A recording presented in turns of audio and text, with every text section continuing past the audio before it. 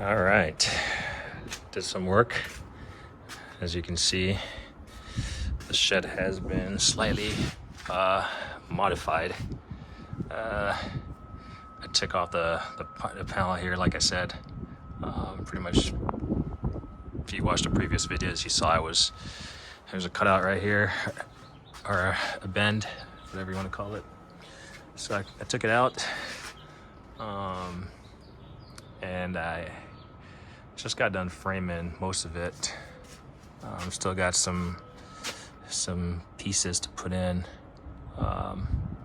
Like I'll have to put a piece right here to nail the underside on, just across here. So we'll put a piece right there for that purpose. And then we'll probably put a piece in the center just to give it some upward support. I'll probably end up putting 2 supports right here, one on each of those 2x4s, and I'll just box it in like I did up there. As you can see, that's how I kind of did it. I'll box it in, and in fact, I'll just go on top of the roof tomorrow and like tack it in through the ply. Can't hurt. So, and then I have to put a piece here. Once I put those pieces down, get them on here just like this, then I'm just going to use some scrap 2x6s, which I should have. I do have. I can see them over there. I'll just fill in it, block it in, so when I go to put on a siding, it's not a huge gap in between the vertical supports. But basically, I have this piece already from the previous piece that was there, and I have that piece already and that side panel piece. All I did was I needed a piece of 2x4 right here, or actually, yeah, I used 2x6s. That's what I did. I was thinking of making a run to Lowe's or Home Depot, and I was like looking at all the lumber I have. Like I had these 2x6s that I was going to return, and I was like, I can just use it. I had some 2x8s, like 3 pieces or 2 pieces that I kind of just ripped down using my DeWalt, what do you call that, saw, pretty much the extended handle one. I don't remember. But I kind of just used this blocking to fill it in, basically account for this gap, and then I just use one straight 2x6, 8 foot length. Let's get up here. So this is the main one that goes all the way down there, and it basically starts at that stud that goes all the way to the ceiling, that the door stud is connected to. So it's connected down there, and then it runs all the way to the end.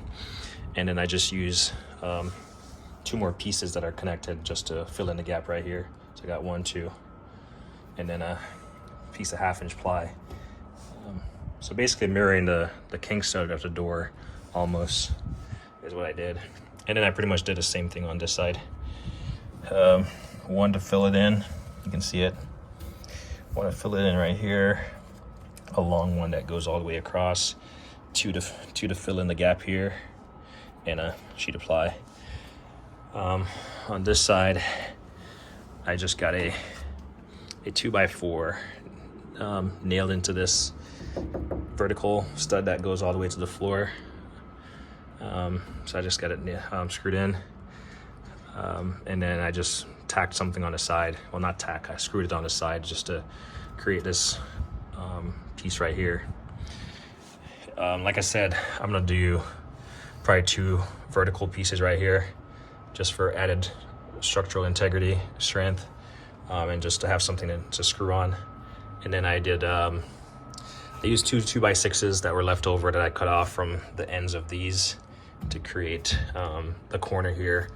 I'll have to put like a piece of 2x4 right here, just to have something to, actually I don't even need to. Yeah, I don't even need to. I'll be able to like put it on the face of this right here. I'm talking about the outside sheeting. I'll be able to just put it on the outside. it doesn't hurt, because then at least when I have the trim pieces and it's like wide, I can hit the 2x4 that's right here. So yeah, I'll end up putting a piece of 2x4 right here, get it on there. And then right here you can see that I have this one installed. I used pressure treated because I had it, and that I was able to get it from the inside of here onto this stud that goes all the way to the floor. So everything is all tied in. I've been using the T25 screws, and I ran out, and I was using a bucket of leftover screws that I had that has like Phillips, and I only have a long Phillips bit. And the thing is amazing. Where is it at? The thing is amazing, but I absolutely hate using these. Like these T25, they're amazing with these impact drivers. This is my second one. Well, second one because the one I have from Milwaukee has been used so many times it started stripping out the screw heads. So this is actually a Harbor Freight one from a set that I have. So I started using this one just so it wasn't spinning on me. Had to break out the pry bar when I was removing those sidings. I mean, you can see the caulking. So I made a small tear out.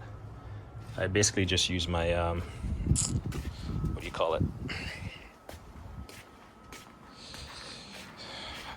My oscillating tool here. I love the DeWalt. I have the DeWalt, and I have the Milwaukee. I do like this one better because you can move the head at any different angle you want, 90 degrees or straight on. And then this is the saw I was talking about. So I got my regular 7.25 inch circular saw.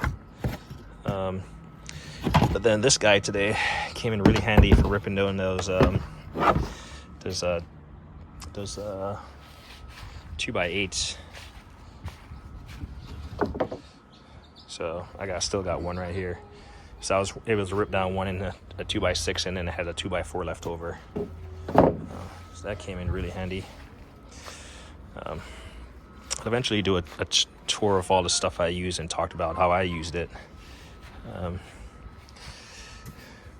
Like these dust collectors. These don't come on these. Like I had to buy these separate.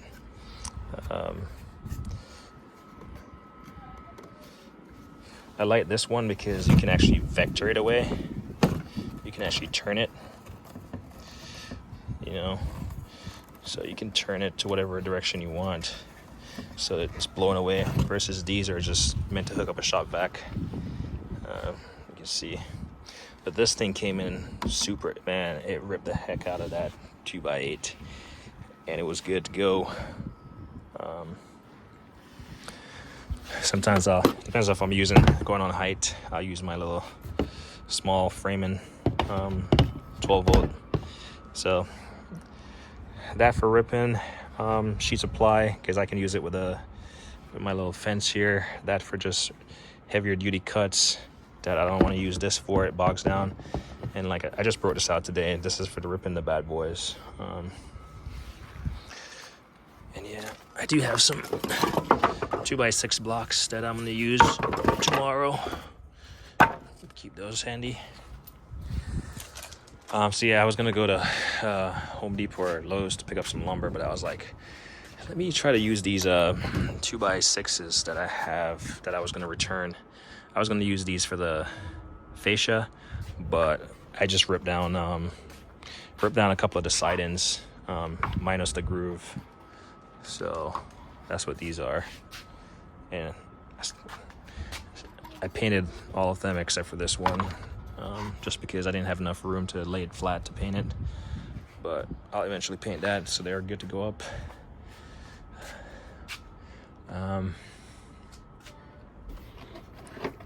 Little Harbor Freight hammer comes in really handy. And all these ladders. Sometimes I use this straight up. Sometimes I use it in an A-frame pattern. Like right now, it worked best in an A-frame in this little corner, and it like spanned over this AC.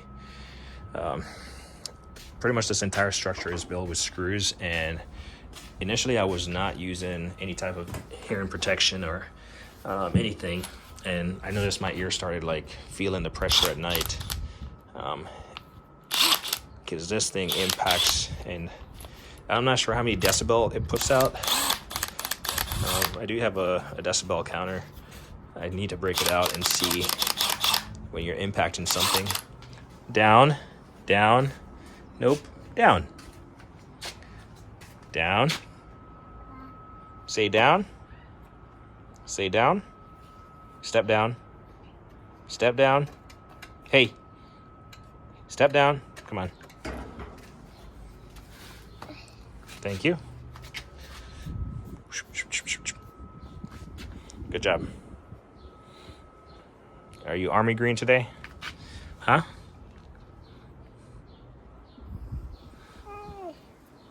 You need to clean your mouth, okay? Yeah, even clamps, man. A third set of hands. These things come in handy. Just clamp stuff, get it tacked into place, and then going for it. So yeah,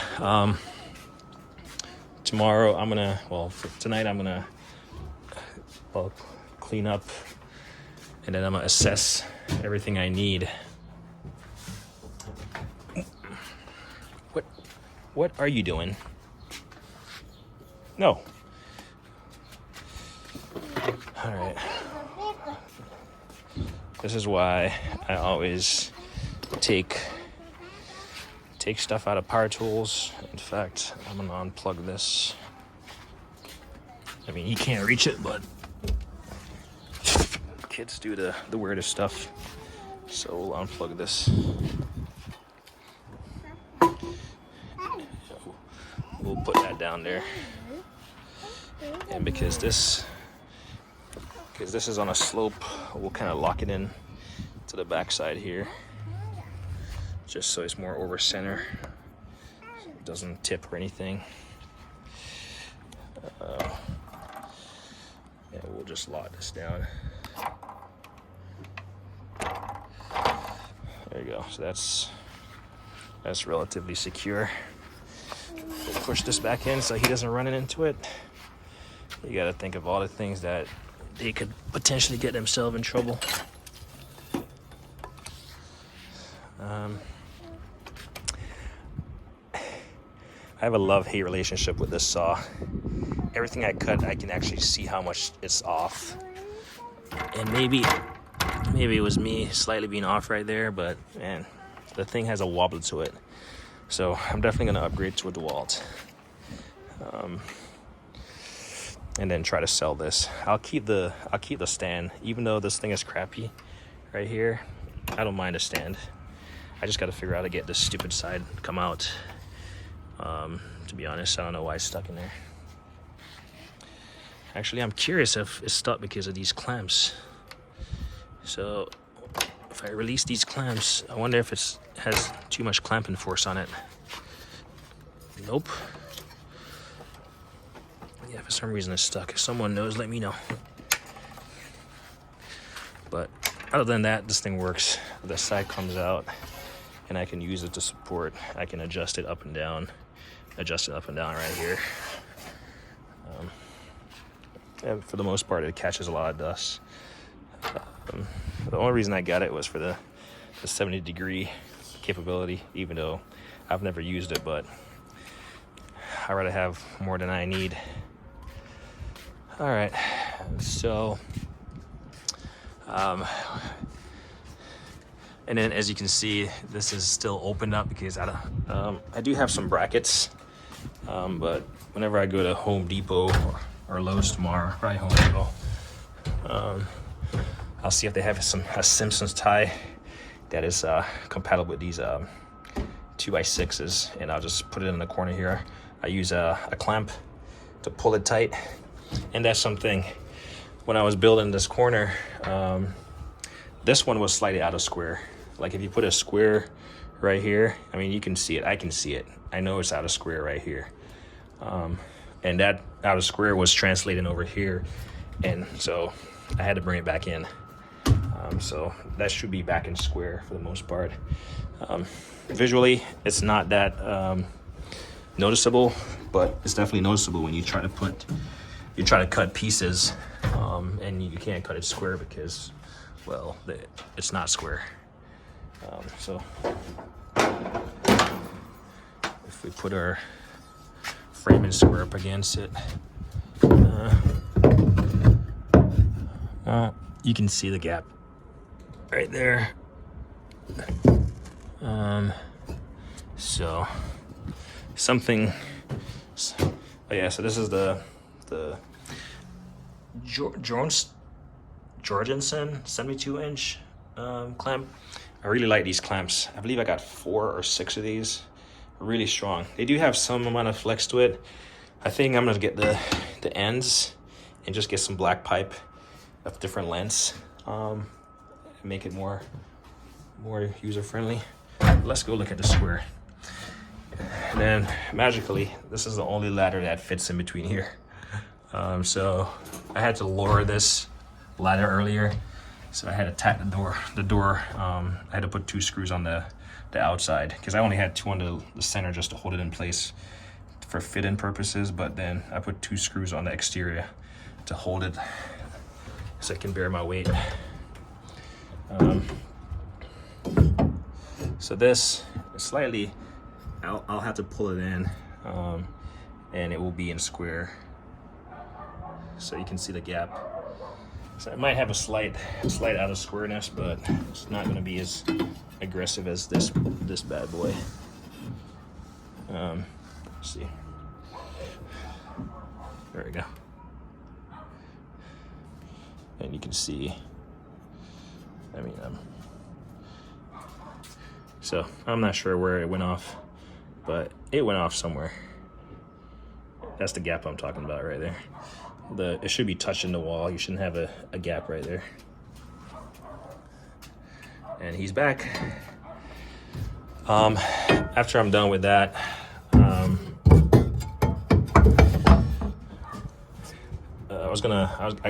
almost got excited, got ahead of myself. And the last thing I was gonna do was cut this piece out. But I'll wait. It should be fine. It shouldn't be a factor because you have this piece right here that goes from this down, please. All right, you are becoming. Hey, no, you can't do what Daddy do, okay? Hey, look, you gotta grow up some, okay? That's fine. Put that on.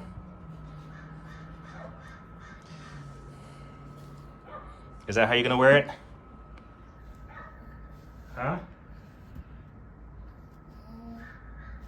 Okay, I'll show you in a second, okay? Man. So, he's just been getting in trouble. Yeah, I got this piece that spans. It's on top of here, based on how I built it.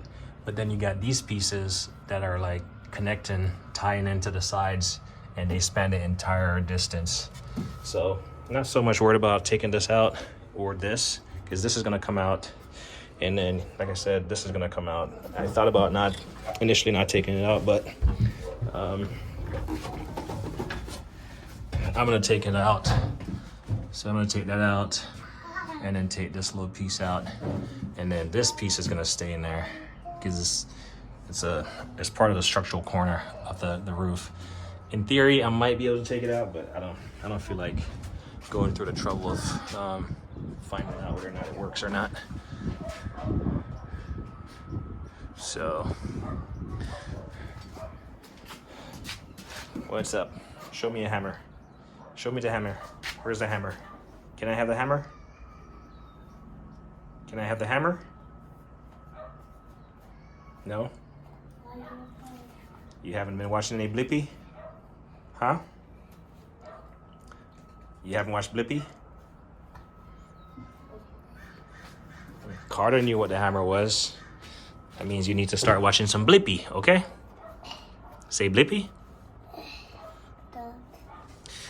All I recently learned, I learned that guy had a interesting profession prior to becoming prior to doing his current job. But still, I guess it's good for kids. And then right there, I'm just gonna cut right there where you see the caulk is, and then I'm gonna join. Should I let him go, or should I grab him? All right, go up, down. Good, yay! No more? Okay, look, no more? No? No more. Come on. Yes. Sometime I'll let you go there when you become a big boy, okay? Out, pick this up. There you go, come on. Let's go. Jump, there you go. Go. Daddy's gonna clean up the mess and get rid of all the dangers, right? So actually, whenever I leave my ladders up and stuff, this is how I typically do it. Like if it's gonna stand up like that to prevent them from climbing up, I'll put something on it like that. And if I'm gonna be out of town,